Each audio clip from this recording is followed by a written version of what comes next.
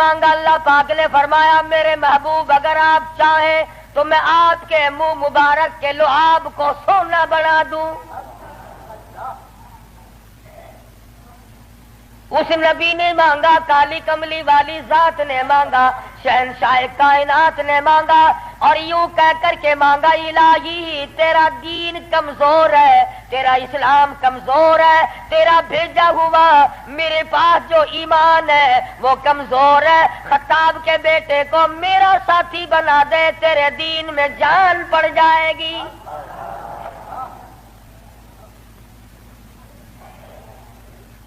گویا فاروق اعظم اسلام کی شان و شوکت ہے، اسلام کی عظمت بن کر آئے، اسلام کی سربلندی بن کر آئے، اور محبوب دو عالم صلی اللہ علیہ وسلم نے مانگا خدا نے دیا۔ اس لیے علماء کرام کہتے ہیں تمام صحابہ کرام، تمام کے تمام صحابہ کرام، چاہے ابو بکر صدیق کیوں نہ ہو، عثمان ذی النورین کیوں نہ ہو، علی مرتضی رضی اللہ تعالیٰ عنہ کیوں نہ ہو، طلحہ زبیر کیوں نہ ہو، سعد ابی وقاص کیوں نہ ہو، خالد بن ولید کیوں نہ ہو، عبد الرحمن بن عوف کیوں نہ ہو، حضرت ابو عبیدہ بن جراح کیوں نہ ہو، امیر معاویہ رضی اللہ تعالیٰ عنہ اجمعین، کوئی کتنا بڑا صحابی کیوں نہ ہو، علماء کرام کہتے ہیں تمام کے تمام صحابہ حضور کے مرید ہیں، فاروق اعظم حضور کی مراد ہے۔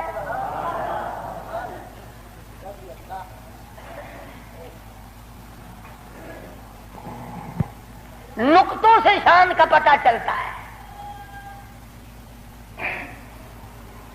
کسی نے سید عطا اللہ شاہ صاحب بخاری سبقت رحمت اللہ علیہ سے پوچھا، دھیان کرو گے تو انشاءاللہ بات پلے پڑے گی۔ کسی نے شاہ جی مرحوم سے پوچھا کہ حضرت سیدہ خدیجہ رضی اللہ تعالی عنہا کا درجہ بڑا ہے یا سیدہ عائشہ صدیقہ رضی اللہ تعالی عنہا کا درجہ بڑا ہے؟ دونوں نبی کی گھر والی ہیں۔ سب سے پہلی گھر والی حضور صلی اللہ علیہ وسلم کی ازواج مطہرات میں سے سیدہ خدیجہ ہیں، جن کے پیٹ سے اللہ پاک نے حضور کو 4 بیٹیاں دی، 2 بیٹے دیے، دونوں بیٹے اسی وقت اللہ نے بلا لیے۔ اور اس میں بھی بڑی حکمت تھی کہ ایک لڑکی کی نسل آگے اللہ نے چلائی۔ دیکھ لو آج تمہارے سامنے کیا کیا فرقہ بندی، اگر نبی کا بیٹا زندہ رہتا تو کیا بنتا۔ تو شاہ جی مرحوم سے کسی نے پوچھا کہ سیدہ خدیجہ کا درجہ بڑا ہے یا سیدہ عائشہ صدیقہ کا درجہ بڑا ہے؟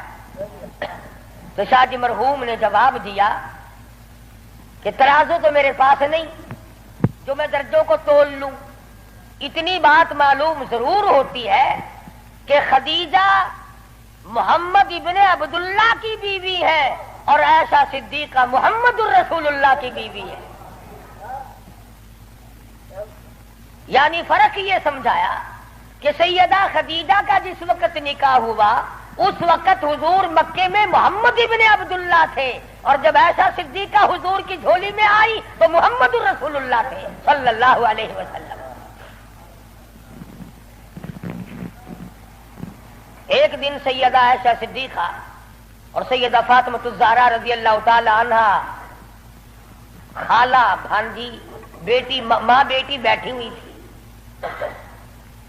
آج ہماری عورتیں تو دنیاوی ضروریات کی گپیں ماریں گی، تیرا سوٹ کیسا، میرے جوتے کیسے، تیری چوڑیاں کیسی، تیرا زیور کیسا، تیرا خامند کیسا، تجھے کتنا خرچہ ملتا ہے۔ نبی کریم صلی اللہ علیہ وسلم کے گھرانے کا حال دیکھو، سیدہ فاطمہ الزہرا اور سیدہ عائشہ صدیقہ میں گفتگو چل پڑی۔ فاطمہ الزہرا رضی اللہ تعالیٰ عنہ فرمانے لگی امی جان میرا درجہ بڑا ہے، میں نبی کی بیٹی ہوں، آپ صحابی کی بیٹی ہیں۔ میں نبی کی بیٹی ہوں بلکہ امام الانبیاء کی بیٹی ہوں، شہنشاہ کائنات صلی اللہ علیہ وسلم کی بیٹی ہوں، آپ ابو بکر صدیق کی بیٹی ہیں۔ ذہانت تو دیکھیے، علم تو دیکھیے عائشہ صدیقہ رضی اللہ تعالی عنہا کا۔ خدا کی قسم، جس کو خدا کے سلام آئے، جن کو جبریل کے سلام آئے، حضور جن کی جھولی میں ہو تو قرآن اترے۔ سیدہ عائشہ صدیقہ فرمانے لگی بالکل بیٹی ٹھیک ہے، بے شک مانتی ہوں تیرا درجہ بڑا ہے، آپ شہنشاہ کائنات کی بیٹی ہیں، امام الانبیاء کی بیٹی ہیں، محمد الرسول اللہ کی بیٹی ہیں، آپ کالی کملی والے صلی اللہ علیہ وسلم کی بیٹی ہیں، میں ابو بکر صدیق صحابی کی بیٹی ہوں، بالکل ٹھیک ہے، مگر یہ رشتے ناتے دنیا کے ہیں، لختے جگر میں نے تیرے ابا سے سنا، شہنشاہ کائنات صلی اللہ علیہ وسلم سے سنا، جس عورت کا نکاح جس آدمی کے ساتھ ہوگا قیامت میں اسی کے ساتھ اٹھے گی، اسی کا پلہ پکڑ کے جنت میں جائے گی، تو خاتون جنت ہے فاطمہ، میں نے تیرے ابا سے سنا ہے اس بات کے مطابق جس وقت جنت کا داخلہ ہوگا تیرے ہاتھ میں علی مرتضیٰ کا ہاتھ ہوگا، میرے ہاتھ میں امام الانبیاء کا ہاتھ ہوگا۔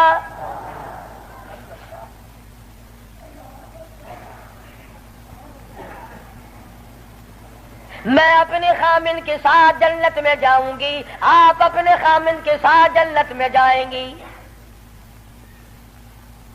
تو ان حضرات کے یہاں تو گفتگو بھی اس قسم کی تھی۔ فاروق اعظم رضی اللہ تعالی عنہ آپ صلی اللہ علیہ وسلم کی مراد مانگ کے لیا، ایسے وقت میں مانگا جب مسلمان پریشان تھے، مسلمانوں کو اپنا ایمان اظہار کرنے کا موقع نہیں تھا، مخفی اسلام رکھتے تھے۔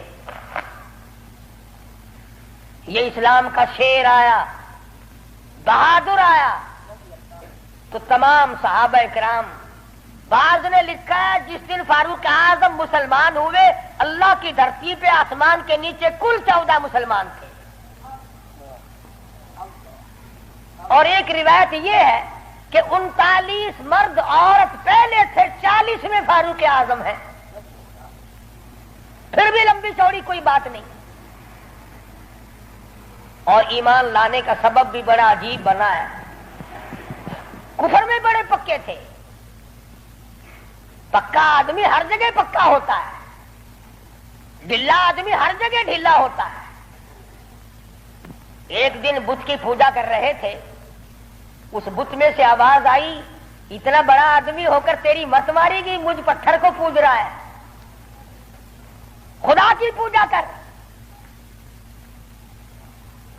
حضور صلی اللہ علیہ وسلم کے بارے میں خیال ہوا کہ یہ شاعر ہے، قرآن کریم پڑھتے ہوئے سنا، تردید ہوتی چلی گئی۔ کفار مکہ اکٹھے ہوئے، کہنے لگے نبی کی تحریک کو ختم کرو، نبوت کو قتل کر دو، امام الانبیاء صلی اللہ علیہ وسلم کو قتل کر ڈالو، یہ تحریک ختم ہو جائے گی، دین ختم ہو جائے گا، اسلام ختم ہو جائے گا۔ مشورہ ہوا آپس میں بیٹھ کر اس کام کو کون کرے، سارے مکے والوں نے اتفاق کیا خطاب کا بیٹا کر سکتا ہے۔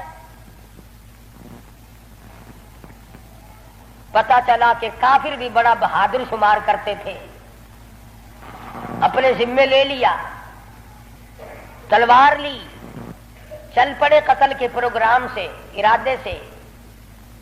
صحابی راستے میں ملے، انہوں نے تیور بدلے ہوئے دیکھے تو گھر کا راستہ پھیر دیا، کہا کہ تیری بہن اور بہنوئی دونوں مسلمان ہو چکے ہیں، تمہارے گھر میں دین داخل ہو چکا ہے۔ اسی وقت طبیعت میں مزید جلال آ گیا، میرے گھر میں دین آ گیا، ایمان آ گیا، اسلام آ گیا۔ دروازے پہ جا کے دستک دی، دروازہ زور سے کھٹکھٹایا، بہن سمجھ گئی میرا بھائی آ گیا جو ابھی کفر میں ڈوبا ہوا ہے۔ صحابی قرآن کریم پڑھا رہا ہے، میاں بیوی کو یاد کرا رہا ہے۔ آج میاں بیوی تو مل کر کیا قرآن یاد کریں گے، اولاد کو قرآن کریم پڑھانے کے لیے آج کا مسلمان تیار نہیں۔ صحابی کو چھپا دیا، اندر داخل ہوئے، پوچھا تم کیا کر رہے تھے، کیا پڑھ رہے تھے؟ فوراً جواب دیا اور کہہ اٹھے تجھے کیا مطلب ہے؟ پکڑا ہے بہنوئی کو، مارا مار مار کے بے ہوش بنا دیا۔ بہن اٹھی، کہنے لگی ہے عمر آج کیا اپنی بہن کو بیوہ کرنے کا ارادہ ہے؟ اجاڑنے آئے ہو، بسے ہوئے گھر کو برباد کرنے آئے ہو، بہنوں ہی کو چھوڑ دیا، بہن کو پکڑ لیا، اتنا مارا، ناک سے خون جاری، آنکھوں سے خون جاری، منہ سے خون جاری، مارا ہے اپنے دین کی وجہ سے۔ اللہ پاک نے بہن کو توفیق دی، وہ کہنے لگی ہے عمر دل سے نکال دی یہ بات کہ مار مار کے توحید کی امانت میرے سینے سے نکال دو گے، یہ تو خون کے قطرے قطرے میں بسی ہوئی ہے، رگ و ریشوں میں بس چکی ہے، تو مارتا تھک جائے گا، میں مار کھاتی نہ تھکوں گی۔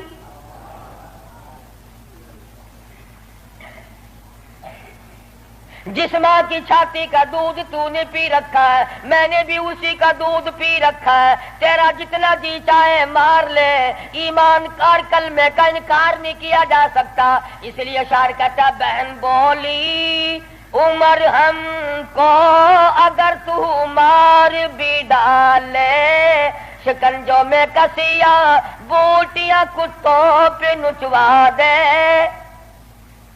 جو تیرا جی چاہے کر گزر۔ میرے ایمان کی یہ کیفیت ہے، ہم اپنے دین حق سے ہرگز پھر نہیں سکتے ہیں، بلندی معرفت کی مل گئی ہے گر نہیں سکتے۔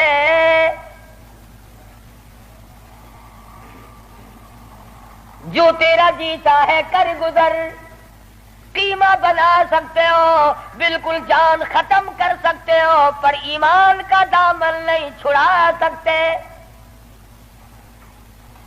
عورت ذات اور حالت یہ ہے دہن سے نام حق، آنکھوں سے آنسو منہ سے خون جاری، عمر کے دل پہ اس نقشے سے عبرت ہو گئی تاری۔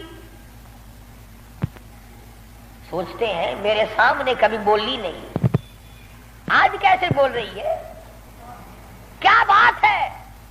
بھائی سے ڈر جانے والی بہن، روب کھانے والی بہن، کبھی میرے سامنے کلام نہیں کیا۔ کس چیز نے آج اتنی طاقت دے دی، جرأت دے دی، شجاعت دے دی، بہادری دے دی، اسپرٹ داخل کر دی؟ آج مجھے چیلنج کر رہی ہے، علل اعلان کہتی ہے تو مارتا جا، میں مار کھاتی جاؤں گی۔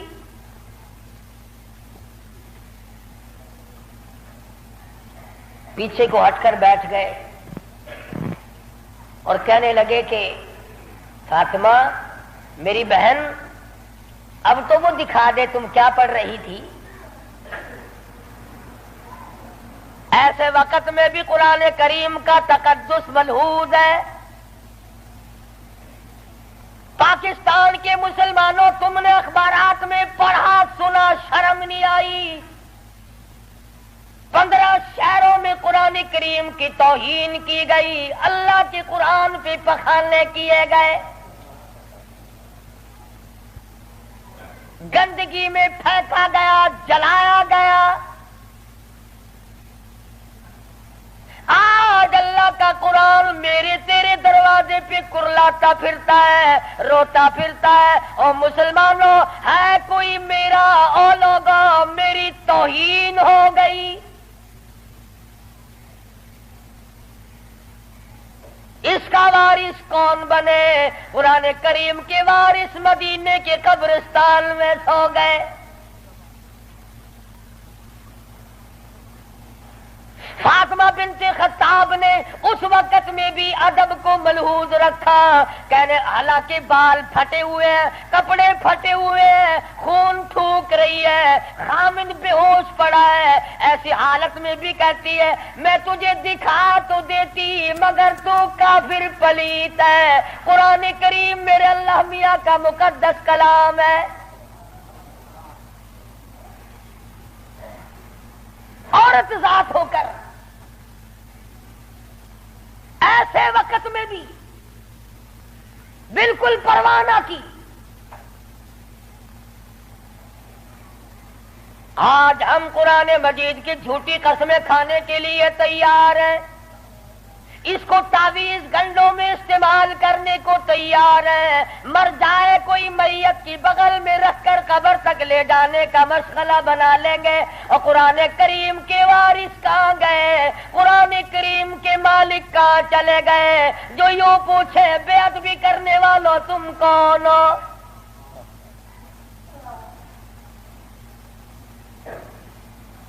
आज अगर किसी हुकूमत के बारे में कोई बात कर दी जाए फौरन सजा आ जाती है। अगर किसी के बारे में कुछ कह दिया जाए फौरन कानून हरकत में आता है, हुकूमत के कारिंदे हरकत में आते हैं। और सीआईडी वालों, इंटेलिजेंस वालों, कहाँ गया तुम्हारा महकमा? अल्लाह के कुरान की बेइज्जती हो गई।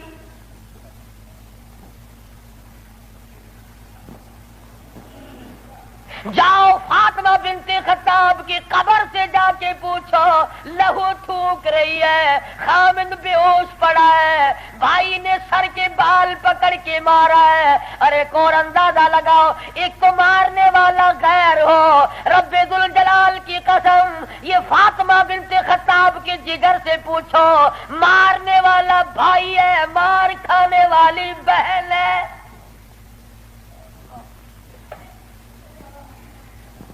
चोरी नहीं की, डाका नहीं मारा, गुनाह कोई नहीं किया, कसूर कोई नहीं किया, कुरान करीम क्यों पढ़ती है?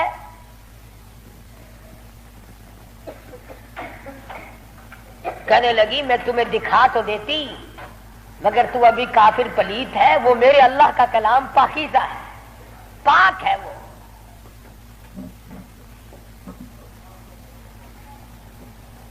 देखूंगा जरूर, मैं पाक कैसे हो सकता हूं? कहने लगी पानी लाती।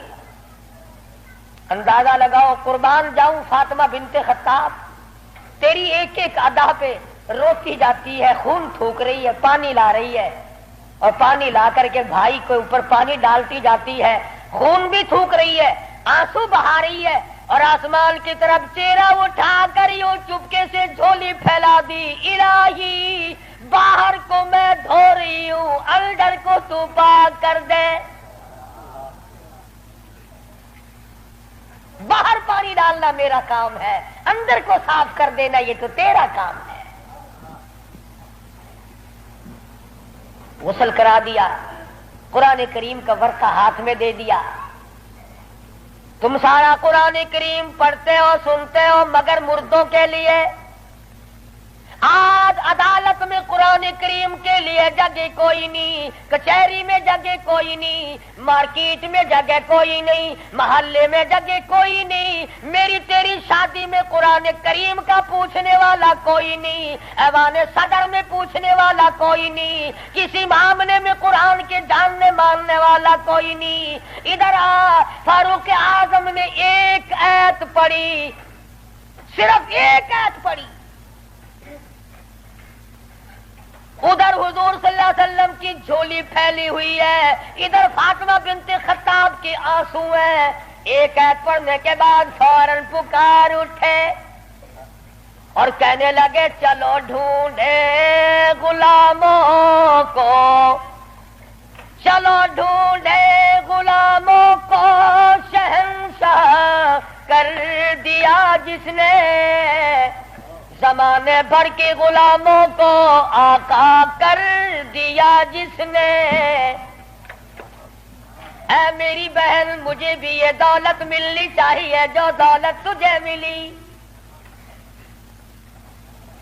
और फरमाते हैं फातिमा मैं गुस्ताखी के इरादे से चला था, कत्ल के इरादे से चला था, अब मेरे गले में रस्सी डालकर मुझे गलियों में से घसीट के दरबार रिसालत में लेके जा।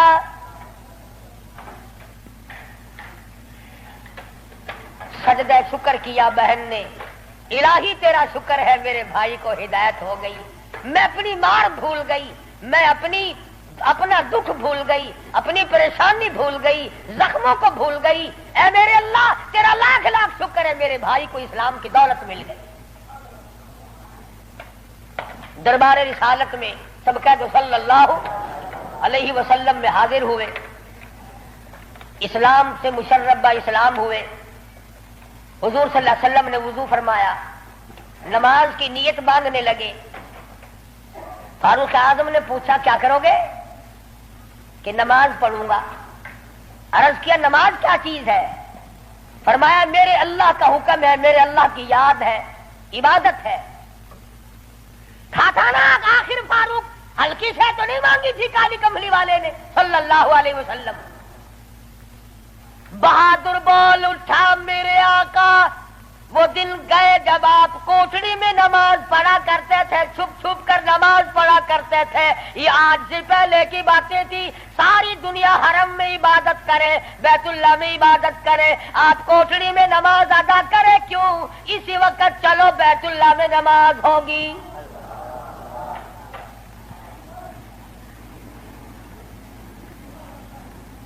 ہلکی، میں نے عرض کیا تھا نا کہ ہلکی سے نہیں مانگی نبی نے۔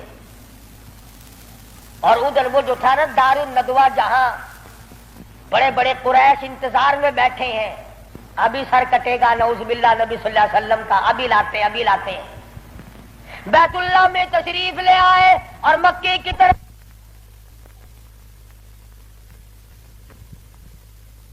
بچے دوڑے لوگ، یہ کام بن گیا۔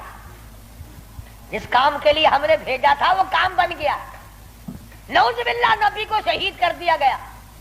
سامنے آئے فاروق اعظم فرمانے لگے آؤ، جس نے اپنے بچے یتیم کرانے ہو وہ مقابلے میں آ جائے، جس نے اپنی بیوی کا سہاگ گزارنا ہو سامنے آؤ۔ وہ دن گئے جب تم میرے محبوب کو تنگ کیا کرتے تھے، اب انگلی کا اشارہ کرو گے میں انگلی کو کاٹ کے رکھ دوں گا، آنکھ کا اشارہ کرو گے اپنے محبوب کی حمایت میں تمہاری آنکھ نکال کے پھینک دوں گا۔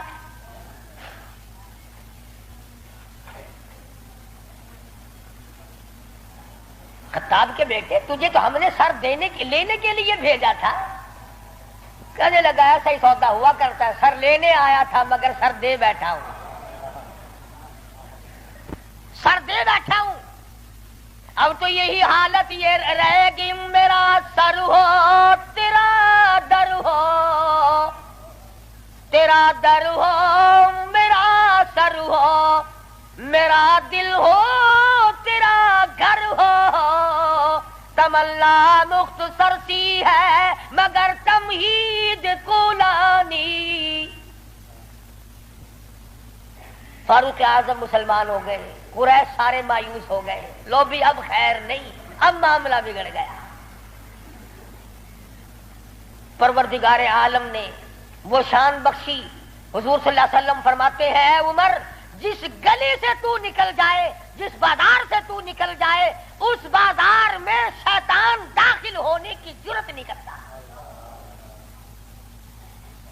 اور یوں فرمایا اگر میرے بعد نبوت کا دروازہ کھلا ہوتا اور ختم نبوت کا تاج میرے سر پہ نہ ہوتا تو میرے بعد تجھے نبی بنایا جاتا۔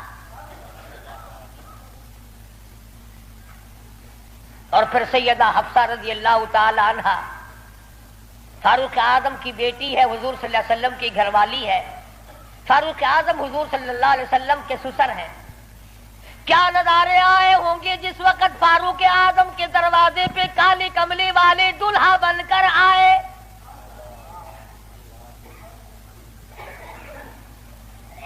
جس کا داماد امام الانبیاء ہو، کیا کہنا اس کی عظمتوں کا۔ اور پھر تمام صحابہ کرام میں جلیل القدر مرتبہ، عظیم مرتبہ، اس طرح سے زندگی گزاری۔ ایک یہودی اور ایک منافق مسلمان کے درمیان جھگڑا ہوا تلوار پہ، وہ کہتا تھا میری ہے، مسلمان تو نہیں تھا، منافق تھا، وہ کہتا تھا میری ہے۔ جناب رسول کریم صلی اللہ علیہ وسلم نے فیصلہ فرمایا کہ یہودی کی تلوار ہے، تیرے پاس شاہد نہیں، گواہ نہیں۔ منافق جانتا تھا کہ فاروق اعظم تیز مزاج آدمی ہے، فاروق اعظم کے پاس آیا اور کہنے لگا کہ میرا اور اس یہودی کا جھگڑا ہے، فیصلہ کریں آپ۔ تلوار پہ جھگڑا ہے ہمارا، یہ کہتا ہے میری ہے اور میں کہتا ہوں میری ہے۔ یہودی نے چپکے سے کہا کہ جی ہاں آپ فیصلہ کر دیں۔ پہلے محمد عربی صلی اللہ علیہ وسلم نے بھی فیصلہ فرمایا، حضرت عمر نے پوچھا حضور نے فیصلہ کر دیا؟ کہ جی ہاں حضور نے میرے حق میں فیصلہ کیا. یہودی کہنے لگا. اور فاروق اعظم نے اس منافق سے پوچھا کیوں بھائی تو کیوں آیا یہاں؟ کہنے لگا جی میں تو آپ سے فیصلہ کراؤں گا. انہوں نے تو اپنے آدمی کی بھی پاسداری نہیں کی. دیکھو نا یہ تو یہودی ہے کافر ہے، اس کو تلوار دے دی کہ اچھا تو حضور کے بعد مجھ سے فیصلہ کرانے آیا ہے؟ کہ جی ہاں میں تو آپ سے کراؤں گا. دیکھو نا آپ کتنے غیرت والے آدمی ہیں. کہ اچھا اچھا ماشاء اللہ تشریف رکھو ابھی فیصلہ کر دیتا ہوں. منافق نے سمجھا کوئی رجسٹر اٹھانے گئے ہیں. فاروق اعظم اندر سے تلوار لے آئے اور تلوار لاتے ہی منافق کی گردن پہ ماری اڑا کے رکھ دی. فرمایا جو میرے آقا کا فیصلہ نہیں مانتا میرے پاس دوبارہ فیصلہ کرانے آئے گا اس کے لیے میرے پاس یہ فیصلہ ہے. اڑا دی. میرے تیرے ورگا ہوں نا اوشی جیڑا کچھ آدھا اپنی زبان گندی کریں گا پہ تو کو کیا.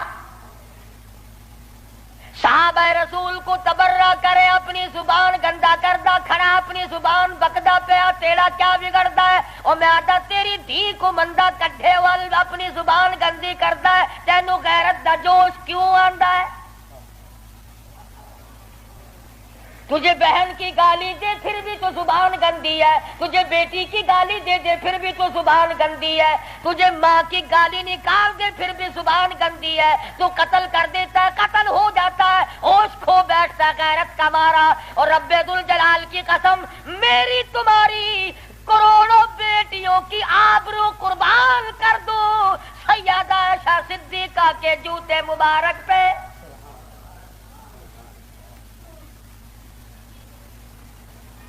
کیوں گالی دے کوئی کسی کو؟ کہاں سے جرت آ گئی؟ کیوں جرت کرتا ہے کوئی کسی صحابی کو یا کسی صحابیہ کو گالی دینے کی؟ وہ مذہب کس کام کا جس میں گالیاں دی جائے؟ وہ مذہب ہے کوئی؟ وہ عبادت ہے کوئی جس میں گالی ہو سب و ستم ہو تبرہ ہو؟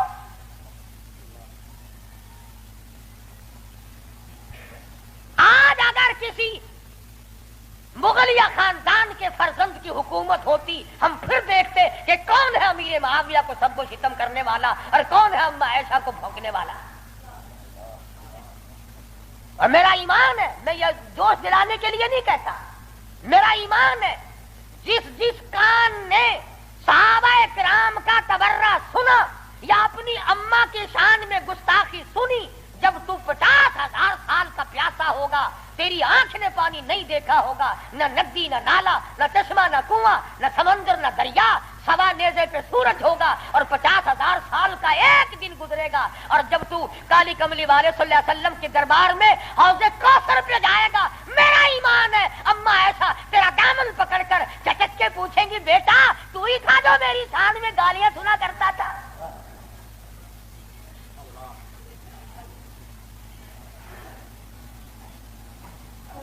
تماشا نہیں ہے دین ہے دین.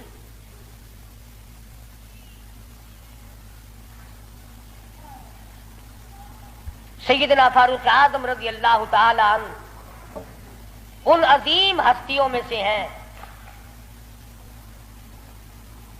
جنہوں نے اپنے دور خلافت میں اسلام کے نام پر 18,000 شہر فتح کیے. 18,000 شہر فتح کیے.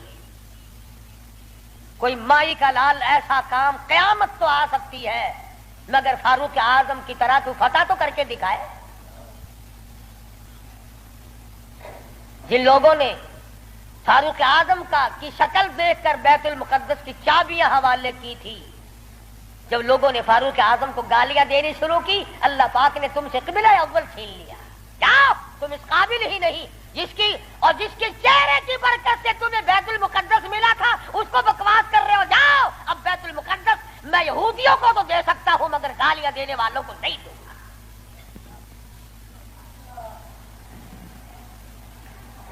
بڑی عظمت کے مالک ہیں سیدنا فاروق اعظم رضی اللہ تعالی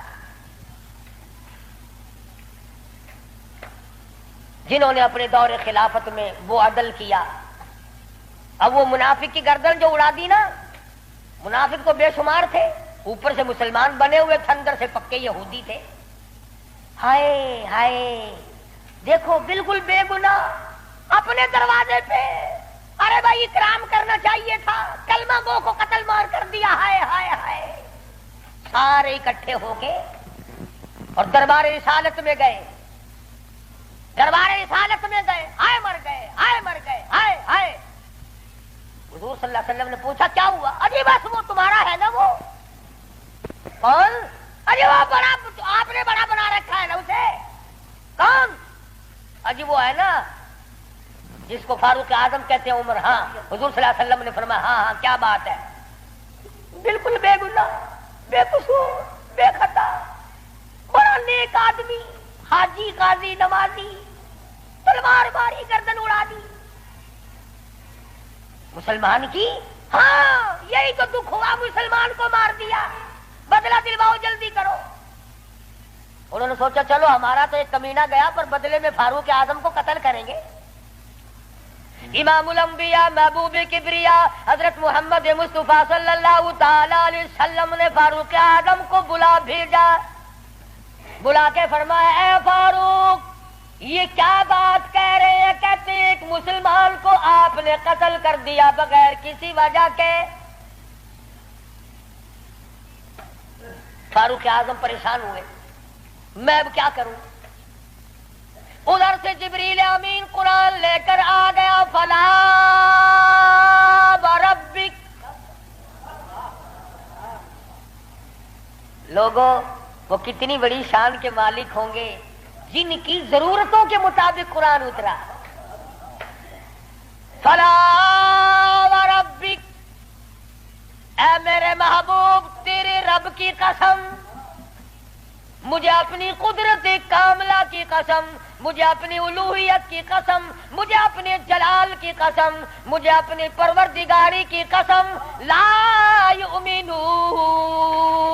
اس وقت تک کوئی مسلمان ہو ہی نہیں سکتا، مسلمان بن ہی نہیں سکتا حتی یحکموک فیما شجر بینہم. اور میرے محبوب جو تیرے فیصلے کو پلٹ دے، جو تیرا فیصلہ نہ مانے، وہ مسلمان کائے کا. میں خدا قسم کھاتا ہوں فاروق نے مسلمان نہیں مارا بلکہ یہودی منافق مارا ہے.